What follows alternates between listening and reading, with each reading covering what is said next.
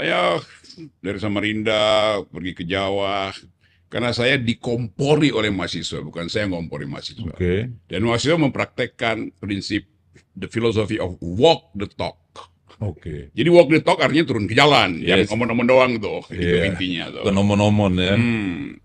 Itu teman-teman, saya selalu senang ada di podcast Deddy Sitorus. Ya, makasih. Deddy, ada beberapa Deddy di Jakarta, tapi cuma ada satu Deddy yang very ready tuh. Ya, Padahal gua belum pakai kolonel nih kan. Kalau pakai kolonel gua bisa bilang PA gitu kan. Jadi nggak berani gua karena gua bukan kolonel lah, kolonel giveaway. yeah. Apa isu hari ini ya? Dan, Kita mengalir aja. Yang lagi rame ini kan soal mahasiswa. iya. Kami agak tersanjung juga tuh Bung Rocky. Karena katanya demo itu didorong oleh PDI Perjuangan. Dan karena Hasto mau ditangkap, sekjen PDI Perjuangan. Tersanjung juga kita kan, hebat juga PDI Perjuangan. Bisa gerakin mahasiswa se-Indonesia, yang sebenarnya logikanya kemarin kan milih Prabowo Gibran gitu. Tapi bisa ngomporin seluruh Indonesia, luar biasa ini PDI Perjuangan. Saya ikuti terus logika dari mahasiswa. Mahasiswa itu tidak mungkin menghentikan kritiknya. Mau dibayar oleh siapapun, tetap mereka tahu bahwa ada yang ideal. Oke. Dan mereka anggap bahwa betul analisis para pakar, bukan analisis PDIP ya, analisis dari mereka yang paham tentang hukum, merumuskan atau menyimpulkan secara final bahwa yang terjadi di KPK itu adalah kriminalisasi itu. Kriminalisasi. Jadi sesuatu yang bukan crime tetapi dipastikan jadi crime. Nah, itu yang disebut kriminalisasi itu. Malicious prosecution. Yes, Penuntutan jahat. jahat itu.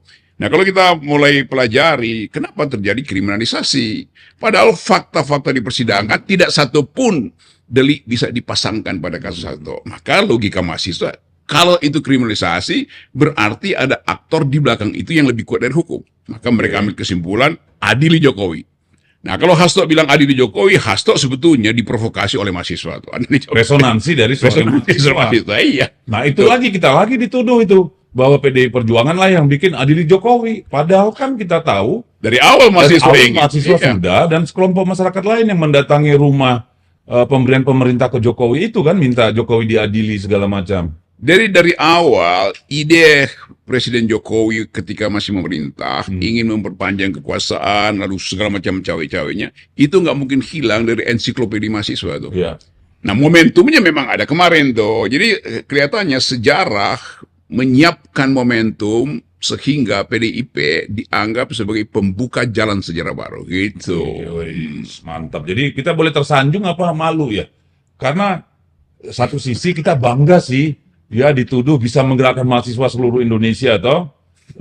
Lalu bisa menggerakkan rakyat supaya minta Jokowi diadili gitu kan. Tapi di sisi lain saya merasa ya ini kok seperti melecehkan logika pisau analisisnya anak-anak muda dan pengorbanan mereka mau turun ke jalan untuk memperbaiki nurani bangsa ini kok malah diserang dengan begitu rendah oleh para buzzer-buzzer ini. Ya, saya baca tuh buzzer-buzzer beredar terus untuk mengatakan, nah ini disogok, ya ini nggak jelas tuntutannya. Sewa. Disewa, yang masih sana beda.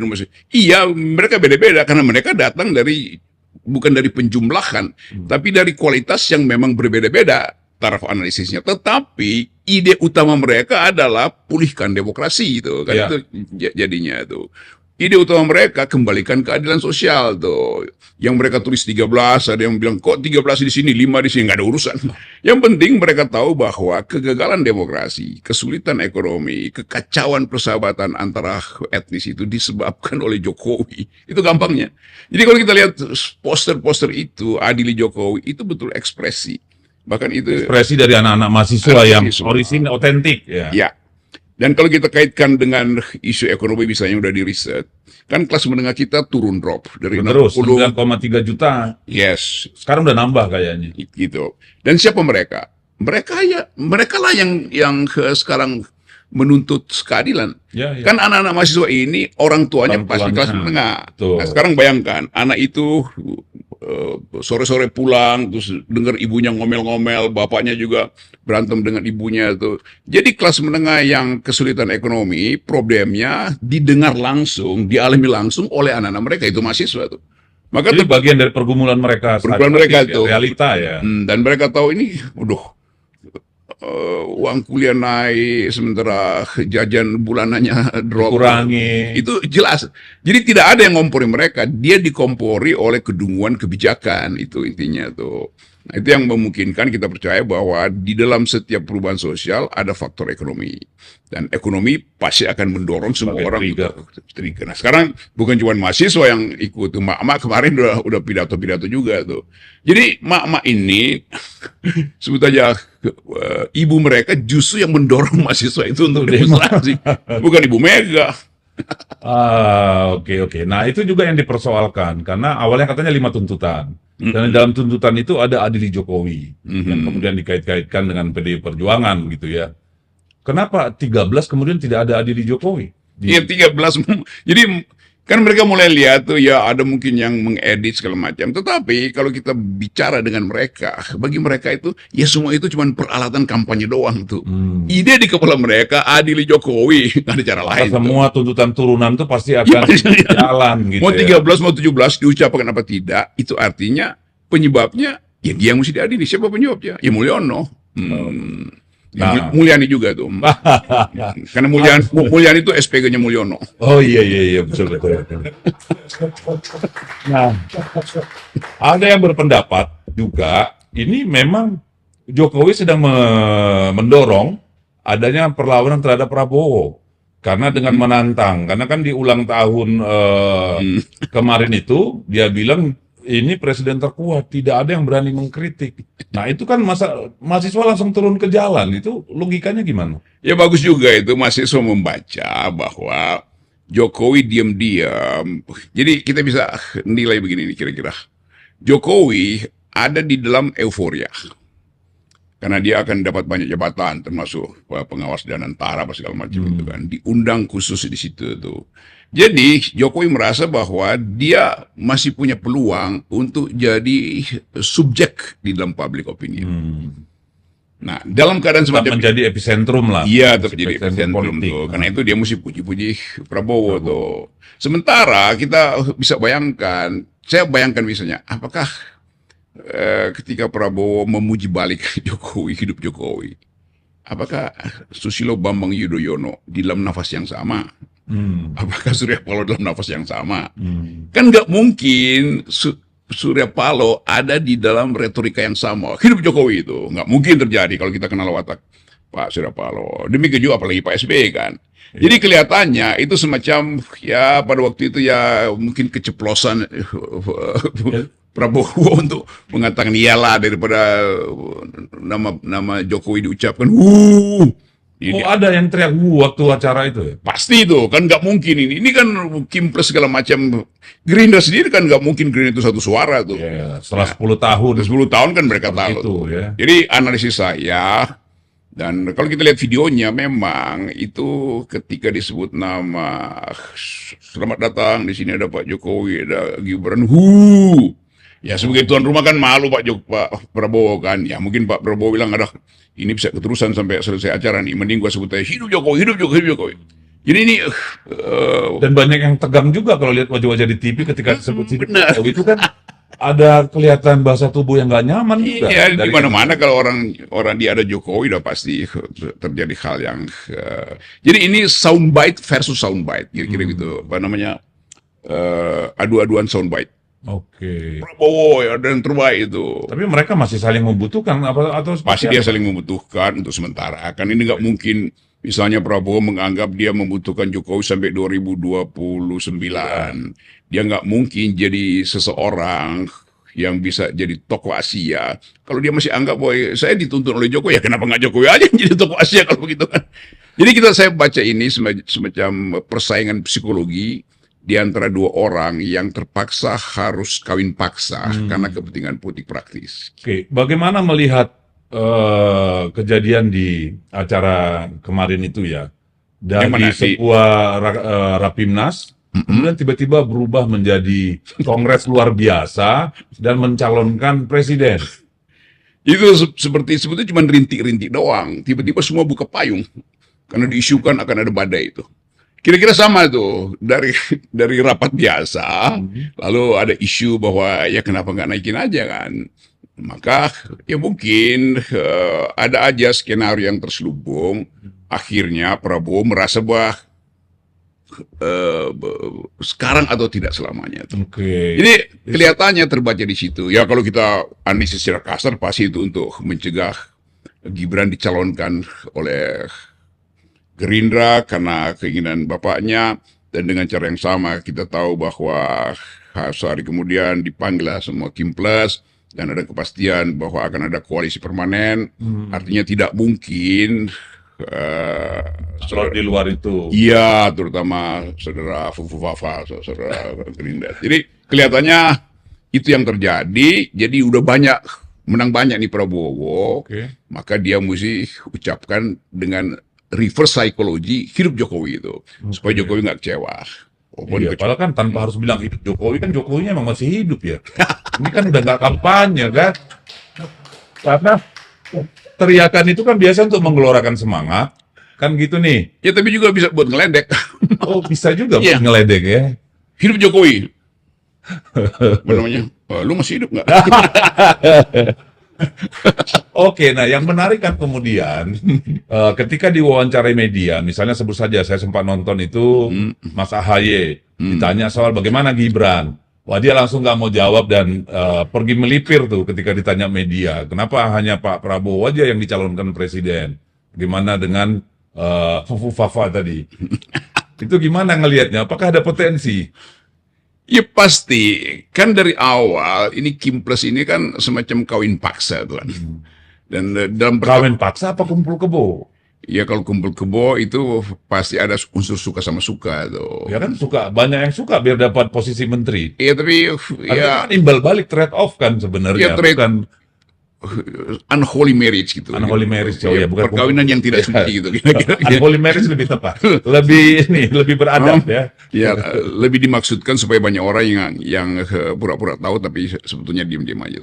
Jadi AHY pasti juga ada dalam suasana yang sama kan. Oke. Kan nggak mungkin AHY ucapin hidup Jokowi kan.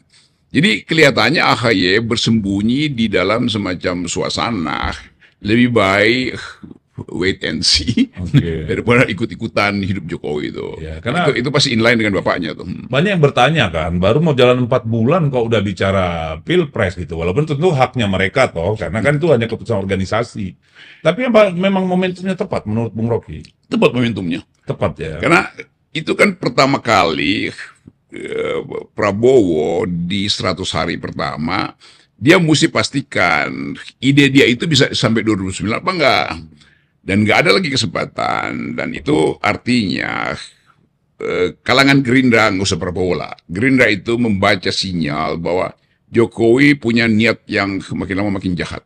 Itu dasarnya. Sebab nggak ada urusan apa. Tidak mungkin ada analisis lain selain menganggap bahwa kemampuan Jokowi untuk memanipulasi keadaan Ya. itu bisa membatalkan konsolidasi awal Gerindra kan. Ya, ya. Jadi tetap Gerindra takut. Nah kalau dia takut berarti kita bisa duga ada apa, kenapa Gerindra harus buru-buru sekarang. Jangan-jangan ada sesuatu juga sprindik yang dipegang Jokowi. Oh gitu ya? Ya kita mesti duga dengan cara Iya, iya, namanya juga politik. Iya, kan jadi nah, kita mesti dugaan buruk itu lebih baik daripada menduga yang baik itu dalam politik ya. Nah, kan ini yang kemudian menjadi pembahasan juga sempat kan soal ada katanya yang berupaya memisahkan Pak Jokowi dengan Pak Prabowo. Seingat saya kan pada waktu itu ada komentar dari Pak SBY kan, dalam satu negara nggak boleh ada 2 matahari kembar. Nah, lalu disambar dan itu juga disinggung oleh Pak Prabowo bahwa jangan ada yang coba memisahkan saya, tanpa Pak Jokowi kita belum kita bisa menang nih karena didukung Pak Jokowi. Itu gimana melihatnya? Seringkali kepura-puraan itu diucapkan dengan cara terbalik itu. Jangan coba pisahkan kami karena kami memang sedang ingin berpisah kira-kira. Aduh. Oke. Itu namanya psikologi kepemimpinan Iya, begitu. iya. Kan Jadi nggak memang mungkin. ya kan publik bisa memahami dong, karena kan tidak semua Publik susah, tapi emak-emak sama mahasiswa mengerti. paham ya, makanya mereka turun ke jalan. Yang nggak paham tuh basar-basarnya Jokowi itu. Kan dibayar untuk nggak paham kalau Ya itu. karena mereka cinta gelap bukan cinta buta. Aduh, oke. Nah, kita kan melihatnya begini. Tadi usulan yang koalisi permanen, apakah itu make sense? Ya, kalau saya sih ya bagus aja ya, kayak apa namanya Barisan Nasional jadi satu. Kalau dibilang koalisi permanen ini apakah melebur semua partainya dalam satu organisasi politik? Atau apa maksudnya dengan koalisi permanen? Saya membaca dia dibuat permanen hanya supaya Jokowi hilang dari itu, dari percaturan itu. Nah kalau Jokowi makin lama, yang permanen ini juga akhirnya nanti memakai dalil kan 0%, ngapain mesti permanen? Kan itu dasarnya kan. Betul. Kan nggak ada gunanya lagi kan dia cari yang permanen, kan semua orang bisa nyalonin. Tetapi dengan menyebut permanen, diberi semacam sinyal pada Jokowi, lu nggak bisa masuk ya. Kita Karena udah lu bukan permanen. orang partai dan Iya. nggak ada dalam kim. Karena yang gitu ya. permanen ini yang terang, lu di wilayah gelap aja tuh, kira-kira begitu tuh. Tapi kan dia mau bikin partai tuh, partai TBK. Iya, partai katanya. TBK. Apa tuh TBK ya? Nggak tahu kan ditanya wartawan, Jokowi ya ini sedang menyiapkan partai TBK katanya. Mungkin partai terbuka atau dianggap Oh, kayak dapat perusahaan. nyindir waktu itu. Itu nyindir, Iya. bukan serius dia mau bikin Lo partai. nggak mungkin partai itu terbuka. Kalau begitu samain aja semua program kan.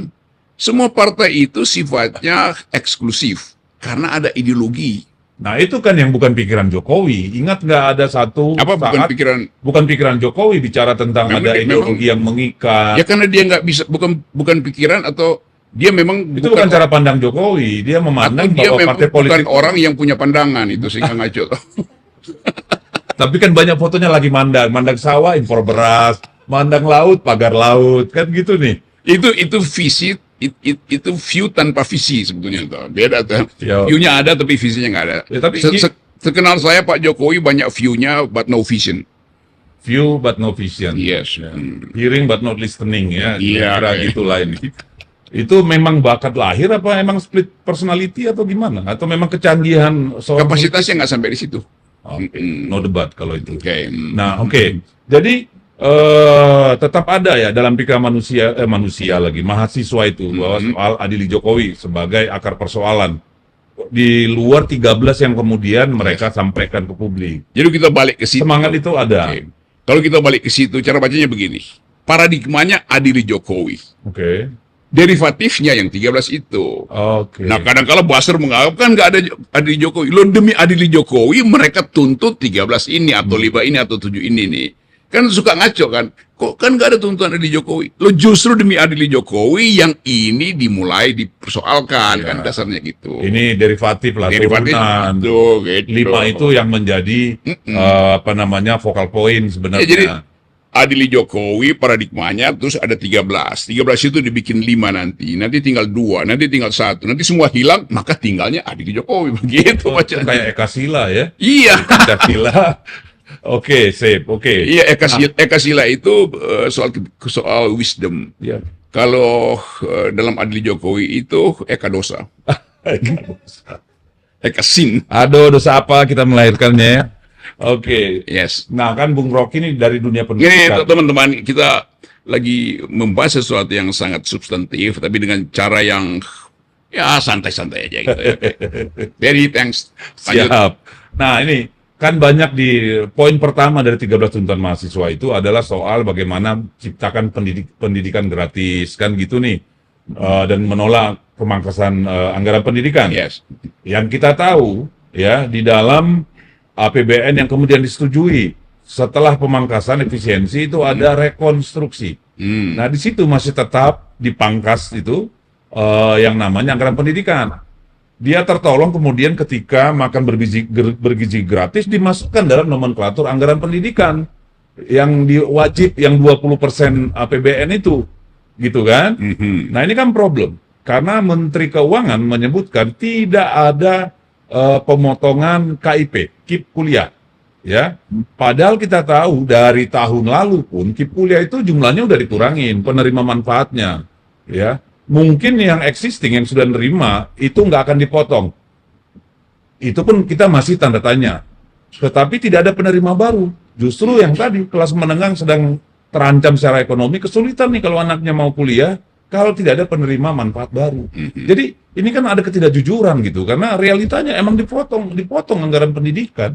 Jadi APBN sebetulnya diatur sedemikian rupa sehingga ide-ide kampanye Presiden Prabowo dianggap sudah terpenuhi kan. Tetapi buat mahasiswa bukan itu intinya.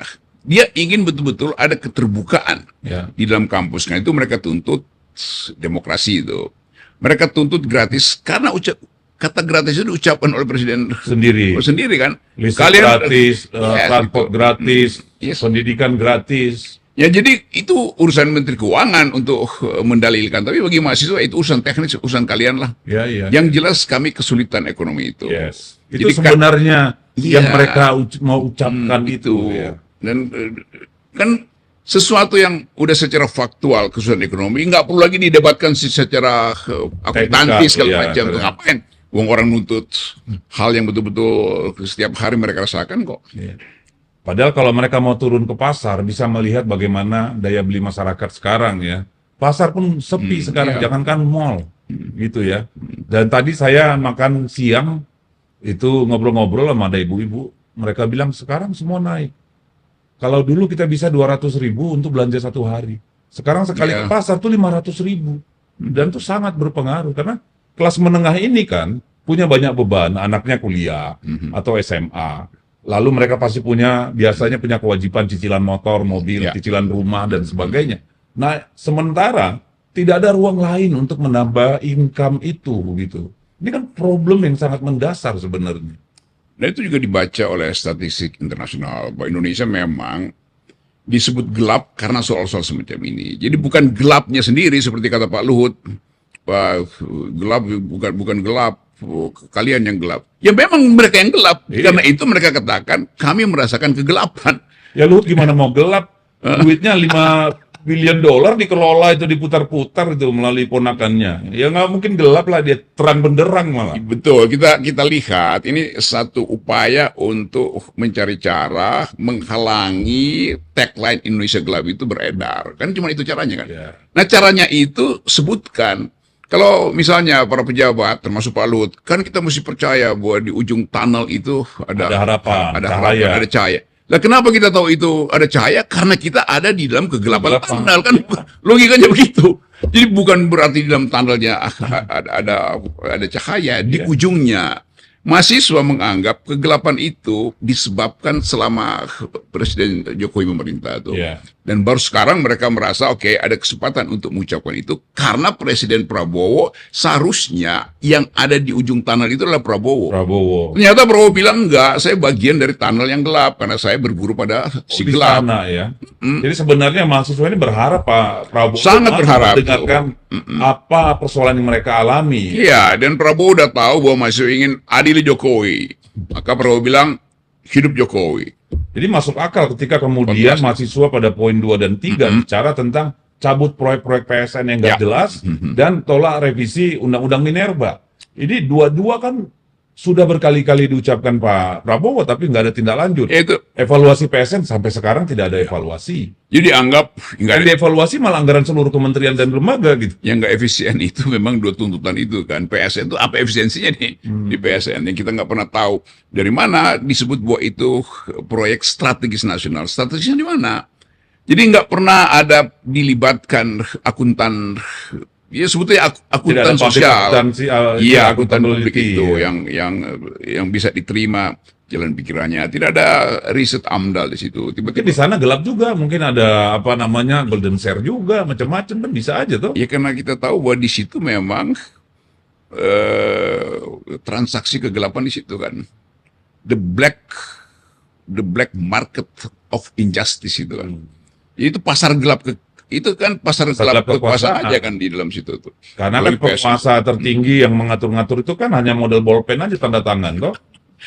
Dan bolpen itu pun disodorin oleh orang di belakangnya tuh. Nah, itu dia. Jadi bersih sih bersih, tapi tanda tangannya bisa miliar dolar juga tuh. Nah, revisi Undang-Undang Minerba yang kemudian memberikan kewenangan untuk membagi-bagi IUP itu Yes. kepada lembaga-lembaga yang seharusnya non-profit. Misalnya ormas, lembaga keagamaan gitu ya. Ini apa tidak akan menimbulkan persoalan baru? Karena dulu ketika otonomi daerah diterapkan, itu kewenangan diberikan kepada kepala daerah untuk memberikan IUP, HPH, kepada HGU, HPH gitu ya, tambang, konsesi kepada koperasi. Oke. Tapi in the end of the day, itu semua berpindah tangan kepada para cukong, pada pemilik modal juga. Jadi Ya, hutannya habis, orangnya nggak sejahtera, terjadi akumulasi kapital, profit kepada sekelompok orang tetap. Nah ini aku nggak akan mengulang hal yang sama. kelihatannya semua yang disebut rencana itu tidak diawali dengan kecurigaan. Kan mestinya yang membuat rencana justru berpikir negatif dulu nih, supaya dia bisa bikin mitigasi nih. Atau dia yang punya negatif, Ya, karena ini itu. ya untuk etalase. Itu artinya si penyelenggara itu memang dari awal dia berpikir negatif. Bukan membuat yang negatif itu untuk mengontrol yang positif, tapi dianggap semua adalah dia bisa kontrol. Ya. Jadi pikiran curang itu dari awal di situ. Karena coba, Ya, karena itu terjadi paradoks kan. para, Universitas disuruh menambang itu. ya, Lo tugas universitas itu menambang pikiran, bukan menambang batu bara. Kan itu balik-balik kan. Aduh, coba bayangkan universitas ya yang hidupnya juga masih sebagian dari APBN, kemudian dari iuran mahasiswa, kemudian dia punya equity dari mana untuk modal menambah? Ya Punya udah. kapasitas apa untuk melakukan penambangan? Itu Apa pasti. ujungnya dikasih ke pemilik modal lagi? Dengan sendirinya begitu desain awalnya Bahlil begitu tuh. Udah ada yang nunggu di samping kampus tuh. Nampung-nampung ya. Iya gitu. Calonnya udah nunggu lo. Gua kasih tuh tadi lu langsung kasih calo ya supaya gua dapat Oh, jadi sekian. nggak hanya konsesi, calonnya di sekalian juga. Calonnya itu paket lengkap namanya. Paket C. Ya paket calo, paket C. Aduh, Itu. luar biasa. Ya itu yang kemudian dirumuskan dengan cara yang sangat santai tetapi bermutu. Indonesia sedang gelap. Itu. Ya, jadi yang dimaksud gelap itu bukan karena tidak ada lampu ya. Ya, Tapi gelap tuh mereka melihat dengan semua kebijakan yang ada, itu tidak ada harapan yang di masa depan yang memberikan jalan yang terang buat anak-anak muda ini mungkin. Bahkan lebih dari itu, mereka akhirnya tahu bahwa semua transaksi itu dilakukan di kamar-kamar gelap. Itu dasarnya itu. Kamar gelap. Kamar gelap kekuasaan. Tidak boleh ada Walaupun yang tahu. tidak selalu harus bermaksud berarti mereka gelap-gelapan ya. Oh itu kamarnya Bisa terang. aja di Enggak, itu peristiwanya itu dilakukan gelap-gelapan, tetapi di bawah lampu yang terang supaya ketahuan ini dolar apa Singapura, ini apa US dollar. gelap dari pantauan publik Dari ya, pantauan bukan publik itu. gelap Itu dalam maksudnya. arti tidak ada Ya, itu lampu. punya. Gelap dari- Karena kan yang membela-bela itu kan selalu pikirannya kan semantik aja bahwa ini Indonesia gelap, ini Indonesia terang benderang kok gitu kan. Padahal belum tentu dia bisa beli gas LPG 3 kg Nah itulah juga. bahayanya. Para pembela itu hanya mampu berpikir semantik, sementara mahasiswa itu berpikir hermeneutik. Hermeneutik, Mencurigai ya. gitu. Memang kita wajar lah kalau buzzer-buzzer bayaran itu memang nggak nyampe ya. Nggak nyampe akalnya gitu. Nah kita lihat coba yang 4 dan Ya. 5 lagi poinnya Ya. ini. Mereka minta supaya hapuskan multifungsi ABRI, ya, dan Betul. kemudian juga tentang mengesahkan undang-undang masyarakat adat. Nah ini kan dua hal yang sebenarnya sangat strategis ya. Pertama, multifungsi ABRI, ya kan kita sudah punya pengalaman ya dalam reformasi dan selama sejak reformasi hingga hari ini ABRI kita TNI kita itu sudah profesional. Dalam artian tidak ditarik-tarik Iya. lagi ke ranah publik. Mereka bisa konsolidasi, menjaga, merawat alat-alat pertahanan kita, kesiapan prajurit kita. Sekarang ini ada jenderal aktif jadi kepala bulog. Nanti katanya Maret nih ada beberapa lagi yang aktif jadi komisaris, jadi direksi dan sebagainya. Dan minggu lalu itu polisi melantik 13 orang dirjen dan sekjen dan sebagainya di kementerian dan lembaga. Mungkin nanti menyusul TNI lagi. Ini masalah nggak sih? Tapi kalau melihat tuntutan mahasiswa itu dihapus, berarti kan mereka menganggap itu masalah ya. Ya. Lalu yang kedua masyarakat adat. masyarakat adat tidak menjadi bagian atau pembicaraan dalam bagi-bagi izin tambang. Padahal mereka pemilik sah dari tambang-tambang itu karena tanah leluhur mereka. Ini menjadi tuntutan mahasiswa, menurut saya menarik sekali ini. Menurut Bung Rocky bagaimana itu? Kita tahu genealogi dari soal back to barak ini kan, kembali ke Tangsi. Tetapi banyak peristiwa setelah 98 seolah-olah kehilangan jejaknya karena disibukkan dengan tukar tambah politik. Sebelum 98 saya ikut di dalam banyak diskusi. Seingat saya itu dibuat di FISIP UI antara yang disebut perwira-perwira reformis dengan intelektual di UI terutama tuh. Kita bicara banyak di situ supaya satu kali dalam sejarah kita paham bahwa negeri ini didirikan untuk kepentingan publik. Negeri ini diminta dijaga oleh militer. Nah, karena itu ada tesis The Genesis of Power. Jadi tentara itu datang dari genesis kerakyatan. Oke. Tetapi seterusnya tentara itu profesional supaya bisa menjaga. Yeah. Kalau dia ada di dalam mereka yang sedang dijaga, dia nggak bisa lihat apa yang mesti dijaga tuh. Betul. Nah, karena itu prinsipnya dipisahkan. Saya masih ingat tuh paper-paper SBY terutama, Agus Wijoyo, Agus Wiradikusuma. Mereka yang memang menginginkan kita ikuti aja prinsip bahwa di dalam keadaan damai, tentara itu adanya di tangsi. Yes. Okay. Nah, kita nggak tahu kenapa sekarang ada kebutuhan untuk menempatkan perwira-perwira ini di wilayah sipil tuh. Dasarnya apa? Kalau dasarnya adalah kelebihan bintang di situ. Ya. Nah, dibikin rasionalisasi dong kan.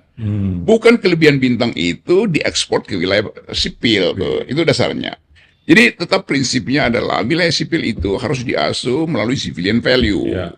Nah, tentara tidak dididik untuk bertengkar. Mereka sistemnya komando. Sementara wilayah sipil itu ada pertengkaran. Kalau mereka to kill or to be killed. Ya, kalau udah membidik jangan ragu. Kalau masih ragu jangan membidik. Kalau udah membidik tarik picunya tuh kan. Ya. Itu prinsip. Dan kita kepingin tentara yang seperti itu. Ya.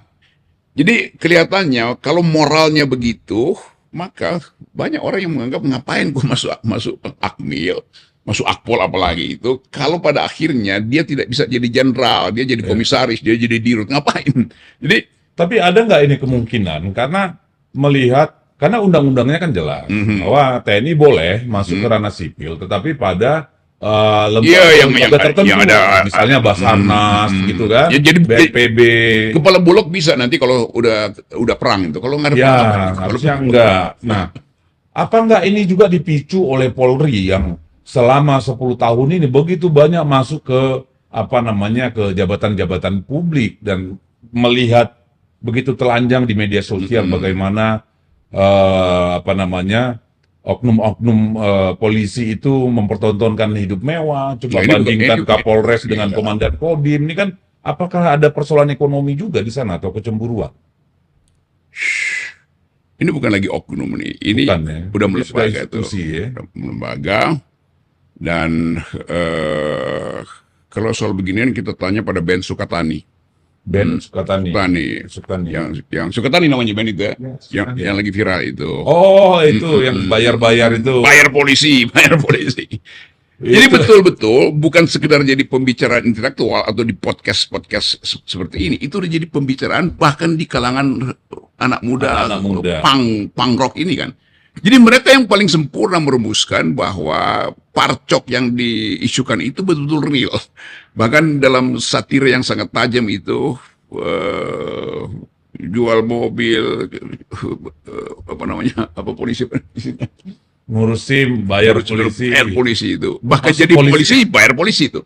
Jadi bayangkan sempurna filosofinya dikenali oleh anak-anak punk ini nih, yang hanya mengamati fenomena dan mereka bisa rumuskan dengan bagus. Dan pada akhirnya mereka diancam itu kan, dipukul, ditarik dari panggung ketika manggung ya, telanjang sekali ya. Kalau itu cuma soal oknum, ya oknumnya aja yang marah. Ini akhirnya dia mesti minta maaf pada institusi kan. Ini juga kacau nih. Dan disuruh minta maaf lagi lewat video ya mesti aja minta maaf itu. Dia minta maaf karena menjadi cermin bagi masyarakat. Nah itu kan celaka banget ya. Mestinya Pak Kapolri, Pak Sigit bilang begini nih, saya mengerti itu dan karena itu silahkan teruskan Ya, supaya citra itu betul-betul dipahami. Karena bagi kami kepolisian itu bukan lagi sekedar oknum, itu udah institusi itu. ya. Supaya orang tahu bahwa oke, polisi ngerti bahwa dia dikritik oleh orang yang harusnya mereka layani. Ya. Bukan Dan mereka harusnya yang kan- memperkarakan. Di mana di negara ini ada polisi memperkarakan warga negara, nggak ada terjadi. Iya, itu aneh sekali ya. Harusnya kan Kapolri kan dengarkan lagu itu kepada anak buahnya. Kalian kalau tidak memperbaiki diri, ya begini pandangan Ya, rakyat nah terhadap itu kita. mestinya. Harusnya kan seperti itu ya. Apalagi mestinya Kapolri bilang, oke, kalian perlu peralatan band apa supaya lebih sempurna. Iya. Nah, jadi dikasih aja sama Kapolri kan. Ini gue beliin lo drum yang sangat bagus, gitar listrik supaya lebih keren tuh nyanyinya kan. Mestinya begitu. Biar inspirasinya lebih mengalir Ya. ya. Ini dia larang, makin viral dilarang. Justru makin viral ya, rugi sendiri ya.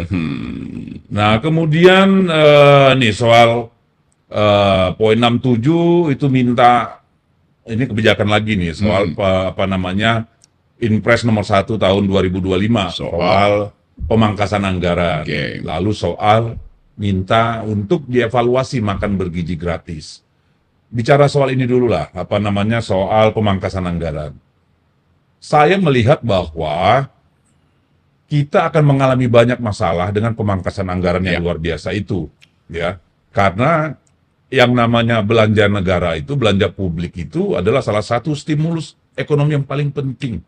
Karena uang itu disebar kepada masyarakat untuk kemudian kembali dalam bentuk pajak, ya. Dan ternyata itu dipotong. Sewaktu debat panjang, itu para juru bicara pemerintah itu selalu mengatakan, ini biaya ATK, rapat, biaya perjalanan, nggak efisien. Harusnya bisa bangun sekolah, bisa bangun rumah sakit. Tapi ternyata dari penghematan 300 triliun itu, yang ada sebagian kecil untuk menambah porsi makan bergizi gratis, sebagian akan dikasih ke Danantara. Yang Danantara itu murni profit, yang mungkin hanya menguntungkan 1.000 orang atau 2.000 orang yang bekerja pada investasi-investasi. Sementara APBN kita ini hanya di Kementerian Kementerian PU, anggaran yang dipangkasi itu menyebabkan 2,5 juta buruh kuli kehilangan pekerjaan. Belum bahan bangunan, belum warung, belum rental, belum segala macam. Kan ini problem sangat bukan laten lagi, ini udah manifest nih persoalan. Ini kan terkait lagi tadi dengan anak mahasiswa yang mengalami kesulitan orang tuanya. Ini gimana Bung Rocky melihat ini? Kalau kita baca sejarah misalnya ketika Amerika mengalami Great Depresi besar itu, Roosevelt 108, 28 ya? Iya, 38. 38 ya. Waktu Roosevelt jadi presiden, dia nggak berhemat. Dia justru Cetak uang belanja. state spending-nya. Dan itu paralel dengan pikiran-pikiran Keynesian Ya. bahwa uang harus beredar dan dengan cara itu ekonomi dibangkitkan. Tuh. Kita tahu Sri Mulyani ada di dalam mazhab itu yang sering dia sebut counter cycle. Kan mestinya berhemat, tetapi jangan berhemat, itu kan kontra hal yang seharusnya dilakukan. Jadi kalau Sri Mulyani tidak memakai lagi dalil itu artinya ada dalil lain yang dia pakai tuh, yang pasti dia nggak setuju itu. Nah mestinya Sri Mulyani konsisten. Saya punya pikiran bahwa state spending itu untuk menghidupkan ekonomi. Restriksi di dalam spending itu menyebabkan ekonomi nggak tumbuh tuh. Kan mestinya konsisten Sri Mulyani mundur. Jadi kelihatannya ini juga soal karakter manusia tuh. Kan intinya ada pada Sri Mulyani soal semacam dia yang mesti hitung kan. Nah kalau itu nggak terjadi, Tapi kan dia cuma pembantu juga. iya dia cuma SPG dari tadi saya sebut Mulyani SPG-nya Mulyono. Nah sekarang coba kita bayangkan misalnya sebelum ada Danantara ini isunya adalah anggaran itu dipakai untuk hal-hal yang bersifat sosial. Sekarang dia mau dipindahkan berapa 300 T itu mau dialihkan sebagian besar juga supaya negara punya semacam perusahaan raksasa untuk investasi, punya perusahaan yang akan disebut bonafide supaya investor asing itu chip in di situ kan. Tapi ini kalau kita baca analis internasional itu diragukan. Karena menganggap Indonesia sedang meniru potensi kasus yang ada di Malaysia tuh. Ketika Perdana Menteri itu bikin super holding ini dan anggaran itu masuk ke rekening dia semua tuh kebanyakan. Kan orang mencurigai itu kan. Nah, dalam keadaan Indonesia politiknya tidak stabil, kacau beginian, investor melihat bahwa itu potensi fraud akan terjadi di dalam sistem itu. Siapa yang akan kontrol siapa tuh. Betul. Jadi sebetulnya ini adalah pameran buruk terhadap sebut aja kepanikan ekonomi Indonesia itu. Tiba-tiba menisahkan holding, tapi sebenarnya itu cuma kumpulan dari dana BUMN supaya kelihatan di dalam artikel keuangannya itu bagus. Harusnya kan, kalaupun mau dibuat, kalau saya sih pribadi melihat, itu tidak sekarang. Pada saat pemerintah baru memulai, pada saat terjadi pemangkasan anggaran besar-besaran. Tapi mungkin tahun kedua periode pertama, periode kedua ya, supaya sekarang ini dia bisa mengkonsolidasikan nih kebijakan fiskal, kebijakan moneter, dan sebagainya gitu loh, termasuk investasi. Nah, problem kita itu adalah soal hukum. Salah satu yang paling membuat investor malas. Dulu waktu terjadi revolusi kuning tuh, payung kuning di Hong Kong. Saya ketemu banyak fund manager di sana. Saya bilang, ayolah masuk Indonesia. Mereka nggak mau. Kenapa? Hukumnya jelek, tidak ada kepastian regulasi. Ya, kami kesulitan. Ya, lebih bagus di Vietnam. Dan itu terus terjadi. Dan buktinya sekarang apa? Kita pangsa pasar kita itu 270 juta. Tetapi Samsung berinvestasi 365 triliun di Vietnam. Di Indonesia itu cuma 6 triliun. Ya toh? Apple juga begitu. Dia investasikan hampir 300 triliun, 200 berapa triliun di Vietnam. Ke Indonesia hanya 1,6 triliun. Di Starlink ratusan triliun juga. Di Vietnam Starlink berinvestasi, di sini 0 rupiah, hanya 2 miliar mendaftar di OSS. Nah, ini kemudian saya ingat kemarin kami diskusi, sewaktu Bu Mega ketemu Putra Mahkota, UEA, mereka bilang begini kepada delegasi Bu Mega, Ibu, kami diminta diajak, dirayu untuk investasi di Indonesia, tapi bahkan kebijakan fiskalnya saja membingungkan kami. Sebenarnya fiskal pemerintah itu objektifnya apa? Mau mengarah kemana? Lalu kami harus investasi di bidang mana? Belum lagi soal kepastian-kepastian hukum tadi, soal itu tadi ya regulasinya yang berganti-ganti, yang tidak jelas, kabur, banyak tukang palak di tengah jalan, belum lagi bisa bermasalah. Ambil contoh nih, ada pengusaha Cina mau datang ke kawasan industri di Batang, milik BUMN. Datang, lahannya nggak ada. Belum dimatangkan, katanya nunggu anggaran PU. Disuruh dia, kalau mau bangun pabrik, silakan bangun. Lu kerjain tanahnya, tapi nanti bayar sama kami. Dia ngerjakan lahan, suruh bayar, dan kalau sudah bangun operasi nanti, dia minta persentase dari keuntungan. Lu kabur dong semua. Nggak ada yang mau. Jadi, gimana ini bisa mengatakan, ya padahal kita sudah mengorbankan negara ini dengan Omnibus Law, kalau menurut saya. Karena banyak sekali kemudian peluang oligarki masuk, ya termasuk hadirnya soal undang-undang minerba hari ini. Ini gimana ngelihat? Sumber daya alam kita dikuasai segelintir orang, oligark, ya. Sementara investasi tidak terlalu menjanjikan. Lalu harapan kita apa sih? Coba keterangan tadi Deddy ucapkan itu, kita simpulkan investor itu masuk kalau pertama ada kepastian hukum. Yang kedua ada kestabilan politik. Yang ketiga ada rasionalitas di dalam urusan fiskal moneter. Yang tadi kepastian hukum udah nggak ada. Dan orang menganggap ngapain di situ. Yang kedua instabilitas politik yang sekarang justru sedang di breeding, di grooming sendiri oleh pemerintah. Yang ketiga tentu investor bertanya, itu sistem Indonesia bagaimana? Masa masalah fiskal disuruh Bank Indonesia yang selesaikan? Problem di fiskal diselesaikan di moneter dengan anggapan ini burden sharing segala macam. Padahal sebetulnya itu sudah membuat si bank ini tidak lagi bisa dipercaya. Karena bank akhirnya mesti cetak uang untuk beli surat-surat utang ini. Jadi dari tiga soal itu tidak ada kepastian hukum, ada kekacauan politik dan ketidakutuhan sistem fiskal moneter kita. Ya investor itu nunggu di Singapura, nunggu di Vietnam. Nah itu yang disebut oleh mahasiswa kita dalam keadaan gelap. Jadi investor nggak mau masuk, kenapa? Ya karena gelap semua. Kan logikanya gampang aja kan. Tapi diputer-puter tuh kok. Ya mahasiswa nggak bisa rumuskan ini secara tepat, tapi mereka mengerti isunya. Yes, esensinya. Ujungnya mereka tahu nih bahwa di sana bukan Ya. untuk kami, tapi Yes, mereka ya. yang elit-elit Ya. ini, tuh oligark-oligark ini. Jadi poin-poin itu. Dan kemudian ya semua keadaan kegelapan ini dibaca misalnya oleh JP Morgan, sehingga 2 hari lalu JP Morgan bikin analisis bahwa Indonesia itu makin lama makin keluar, makin disingkirkan dari daftar layak investasi. Kredit ratingnya. Ratingnya itu diturunkan terus. Nah, itu artinya makin gelap. Jadi sebetulnya memang yang dituntut oleh mahasiswa itu adalah keterbukaan satu, yang kedua adalah kepastian bahwa kekacauan hari ini mesti ada yang di-blame. Iya. Yaitu ya Jokowi yang mulai itu kan. Iya. Prabowo, ya pasti Ibarat Prabowo. pohon busuk kan pasti ada dahan yang Iya harus itu. dipotong, tuh. Nah selama yang busuk itu masih bercokol atau nyelinap ke dalam kabinet yang sekarang, ya orang merasa ya ngapain gua masuk ke barang yang udah gelap busuk pula. Oke. Not very promising ya. Nah, ini lagi yang Ya, dituntut oleh mahasiswa ini. Efisiensi kabinet.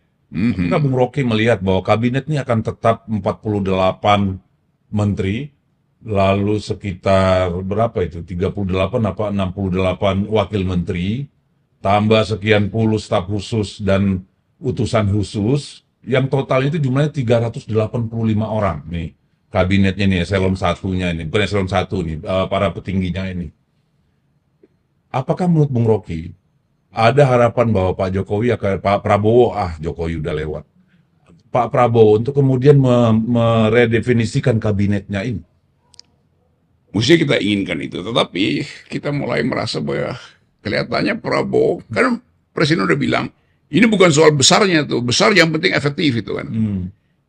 Kan ada teori ekonomi bilang begini nih, di dalam tingkat tertentu, tambahan tenaga kerja akan membuat ekonomi itu justru tidak bergerak. Atau the law of diminishing return. Diminishing return, ya. Dua Makin orang banyak input tidak berarti outputnya akan makin besar. Gue punya sawah 1 petak, gue taruh 2 orang nggak efisien, nggak. Gue tambah 5 orang tuh, bagus, tambah tuh bagus. Begitu gue tambah 100 orang, itu di sawah itu saling injak-injak kaki, kerjanya nggak beres gitu kan. Jadi ini masalahnya. Tapi mungkin Pak Prabowo menganggap bahwa diperlukan tukang sulap untuk membuat yang banyak itu bisa efisien tuh. Ya karena itu ada seorang tukang sulap masuk di istana hari ini. Oh, ada tukang sulapnya? Iya. Tuh. Siapa kira-kira itu? Ada ciri-cirinya nggak, Bung Rocky? Talk the walk apa walk? Walk back, walk, apa? Walk. Nah, gitu. Masih nampang aja barang itu di depan media. Aduh, pusing gitu ya. Gitu. Jadi betul-betul semua ada di dalam kegelapan sebetulnya. Jadi wajar lah kalau mereka bilang Indonesia ini gelap. Memang gelap. Indonesia gelap dilihat dari dalam, dari luar makin gelap lagi itu. Iya. Kan semua bayangin pers sampai pers Hong Kong udah biasa tuh, pers Singapura, Sydney Morning Herald, South China Morning Post segala macam itu membahas Indonesia, Asia Week membahas Indonesia. Tetapi saya baca kemarin koran Itali pun membahas Indonesia gelap. Gimana coba? Gitu ya. Ya, Jadi internasional juga udah melihat banyak masalah di kita. sempurna mereka menemukan itu. That's scary, ya. Ya, itu pentingnya talk the walk. Nah, ini poin. Ya nggak tahu, tanya saya. Ini poin ke-13, reformasi kepolisian Republik Indonesia. Kan ada satu Adigum bilang bahwa negara itu rusak, negara itu gagal, diawali dengan gagalnya hukum bekerja sebagai penjaga norma-norma publik. Seberapa valid nih permintaan anak-anak mahasiswa ini supaya ada reformasi di tubuh Polri? Dan apa yang paling esensial? Mereka tidak, anak-anak ini mungkin nggak tahu apa itu polisi Inggris, Scotland Yard. Ya. Tapi di Inggris berlaku dalil, lebih baik tidak ada Perdana Menteri daripada tidak ada polisi tuh. Nah di kita, polisi ingin jadi Perdana Menteri. Bahkan yang keroco pun begitu pikirannya kan. Karena diwariskan, menjadi polisi itu akan jadi kaya. Menjadi polisi itu ada tangga kekuasaan tuh. Nah mental ini yang mesti diubah. Kekuasaan dan akses ekonomi. Akses macam-macam itu kan. Jadi penghargaan pada polisi itu betul-betul di titik nadir. Sekarang, apalagi kalau lihat di media sosial. Ya, itu terus menerus terjadi pembusukan tuh. Nah kalau itu masih dianggap sebagai oknum, nah itu artinya kita makin gelap. Jadi Pak Kapolri mesti ambil satu risiko bahwa dia harus tampil ke publik dan menerangkan aja bahwa memang sistemnya kacau, bahwa sistemnya itu diarahkan oleh keinginan-keinginan yang tidak rasional. Nah tentu di ujung orang akan bertanya, siapa yang membuat sistem itu kacau? Pak Kapolri, kata mahasiswa Mulyono. Nah, berani nggak sampai di situ kan? Kalau nggak berani, oke, cicil aja. Tapi mesti ada semacam keterangan akademis bahwa sistem ini yang disebut parcok terus-menerus ini terjadi di era Jokowi. Sampai sekarang masih begitu. Nah, kita cuma bisa kasih analisis, tapi saya kira Kapolri tahu. Nah, sekarang momentumnya apa? Ini ada momentum nih, Pak Sigit itu. Yaitu momentum ketika sekelompok musisi itu dihadang hanya karena liriknya itu seolah-olah melecehkan polisi. Padahal bukan seolah-olah, memang melecehkan. Ya. Dan itu bukan mereka yang mereka ucapkan juga emang realitas sehari-hari kan. Nah lirik itu bukan ditulis oleh dua anak muda ini yang bahkan nggak mau beritahu identitasnya karena kalau manggung pakai masker terus kan. Dia ditulis oleh emak-emak, ditulis oleh mahasiswa, ditulis oleh budayawan, ditulis oleh intelektual, dikompilasi oleh anak muda ini. Jadi ini adalah teks sosial tuh. Yang lagu apa itu? Bayar Polisi itu adalah social text, bukan sekedar lirik lagu tuh. Nah, itu pentingnya kita anggap. Dan itu harusnya menjadi kanalisasi ketidakpuasan publik juga ya. Itu. Nah, itu jadi kalau dia dihalangi, lalu cara kita untuk mengucapkan pakai apa? Mengucapkan protes tuh, ya memang itu yang terjadi. Oke, dan ya gimana ya? Apakah kita bisa berharap pada Pak Sigit untuk memulai perbaikan di tubuh Polri ini? Sementara kita melihat maraknya kriminalisasi, maraknya kekerasan, maraknya keterlibatan anggota-anggota kepolisian dalam kegiatan melanggar hukum, narkoba, judi online, dan segala macamnya. Pada akhirnya satu waktu nanti, kan Pak Sigit nggak mungkin terus jadi Kapolri. Akan selesai karena proses waktu atau pelembagaan baru tuh.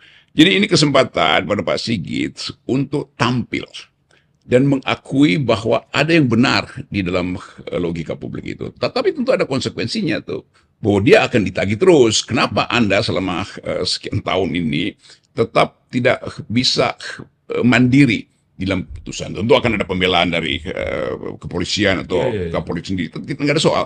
Tetapi nanti supaya di satu waktu ada biografi tentang Kapolri hari ini, maka dia mesti mulai cicil menerangkan pada publik. Jangan sampai nanti ada orang lain yang menuliskan biografinya dan ternyata biografi itu bukan yang dimaksud oleh Kapolri sendiri kan. Karena orang lain akan tuliskan itu. Jadi sebaiknya Pak Sigit menulis sendiri biografi. Jadi bikin biografi dan itu mesti ada kejujuran tuh. Ya tentu kita tahu di belakang itu ya ada tukar tambah kekuasaan dengan istana, ada upaya untuk sedikit mengaburkan fakta-fakta. Tapi urusan bisnis dan politik. Sulit bagi seorang Listio Sigit kemudian untuk melihat bahwa era Jokowi sudah sudah berlalu.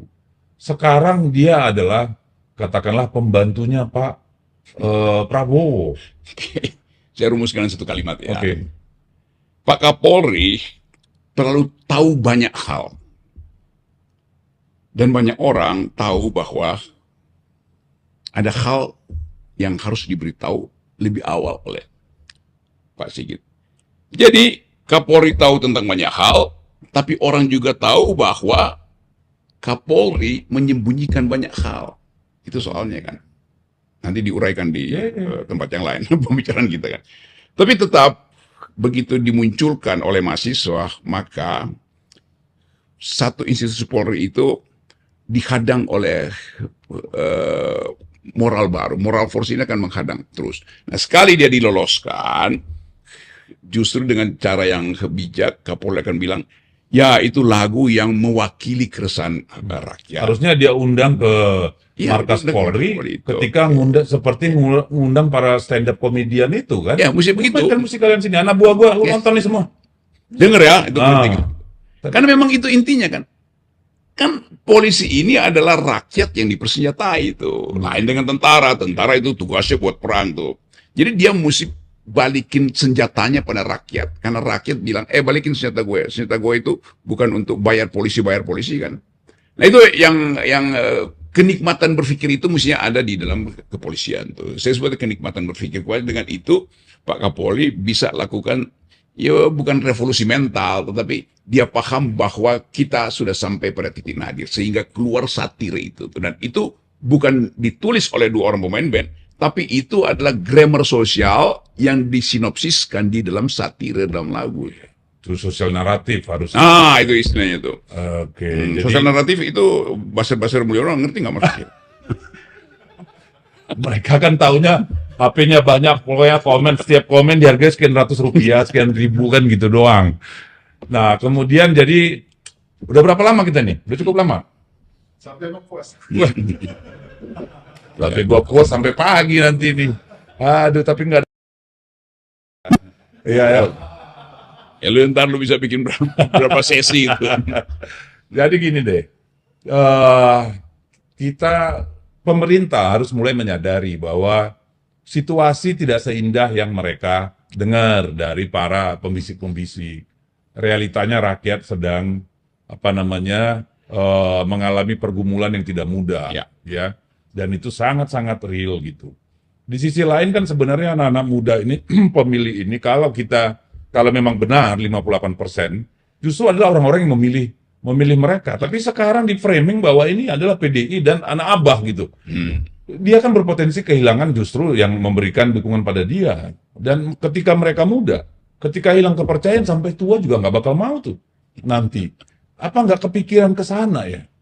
Kemampuan komunikasi istana itu buruk sekali. Kan kita lihat bagaimana tokoh-tokoh atau pejabat-pejabat istana itu yang mengelola komunikasi itu selalu sifatnya defensif. Yes. Jadi buat apa? Kan tugas dari komunikator istana itu membujuk rakyat supaya percaya pada pemerintah. Nah, bujukan framingnya begitu kan, yang kita sebut sebagai apa sih fungsi dari public relation? Fungsi public relation adalah membujuk rakyat supaya percaya pada pemerintah tuh. Mungkin ada kesalahannya gini. Kesalahannya karena orang komunikasi tuh kayak kantor komunikasi presiden itu ditugasin cuma spinning. Ya karena itu bukan part of decision making process. Ya karena itu dari kebiasaan spin doctor ini, kalangan istana itu akhirnya menjadi pembuat iklan si tokoh. Yeah. Beda antara mengiklankan seseorang dan meminta publik untuk percaya pada tokoh itu tuh. Nah, dua-duanya itu terlampaui oleh kecanggihan public opinion mahasiswa. Karena bentuk laporannya kan selalu sekian pro, sekian kontra. Nah, yang pro itu kan jumlah buzzer yang jutaan ya, akun-akun nggak ya jelas itu. Yang dipamerkan kekuasaan kan. Jadi public opinion masyarakat sipil diwakili oleh mahasiswa itu hasil kajian teoritis yang kuat tuh, dengan data yang sempurna itu. Sementara tadi public relation dari istana itu hanya untuk menunjukkan ini pro ini kontra tuh. Jadi betul-betul dia kuantitatif dan kuantitatif yang ngaco, mahasiswa itu kualitatif. Dan pasti mereka tidak punya ruang gerak yang leluasa untuk membangun narasi kan. Mungkin karena tinggal belain, tinggal belokin, kan itu yang dipikirin. Ada isu ini, lempar isu baru, yang ini nggak terlalu dijawab. Saya ngobrol kemarin dengan peneliti public opinion itu, selama mungkin dalam 2 minggu ini, dan belum dihitung nih 2 hari mahasiswa, itu negative impression pada Prabowo itu 60 juta orang. Wow, 60 juta.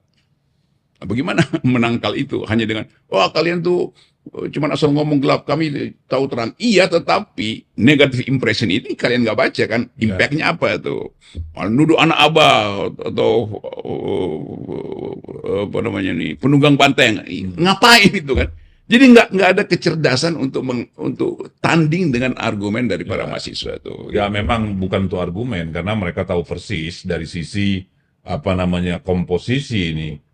Mayoritas memang masyarakat kita, walaupun sudah mengakses internet, itu juga tidak punya literasi informasi yang baik. Nah, mereka memanfaatkan itu. Padahal sebetulnya itu membuat kita masuk lebih dalam pada kegelapan. Karena memang yang diternakan kedunguan, bukan pencerahan kan.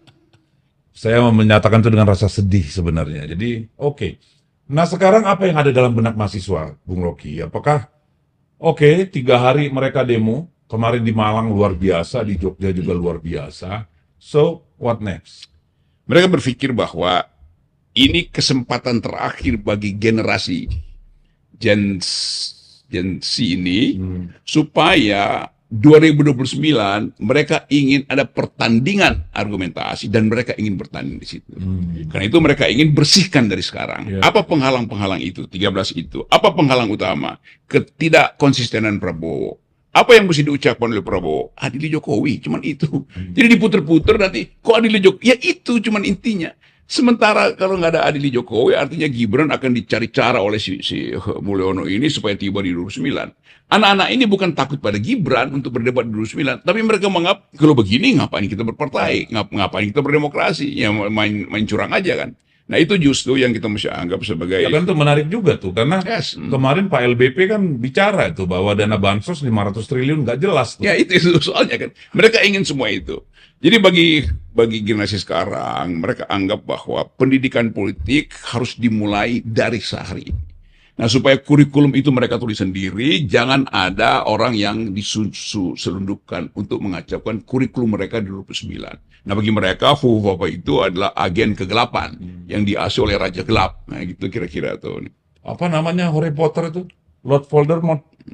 Dia yang namanya tidak bisa Father. disebut. Iya. Iya, ya. Tapi nih, barang ini kan udah pasti akan calon. Yes. Karena kan sudah tidak ada presidential threshold dong. Kan gitu nih.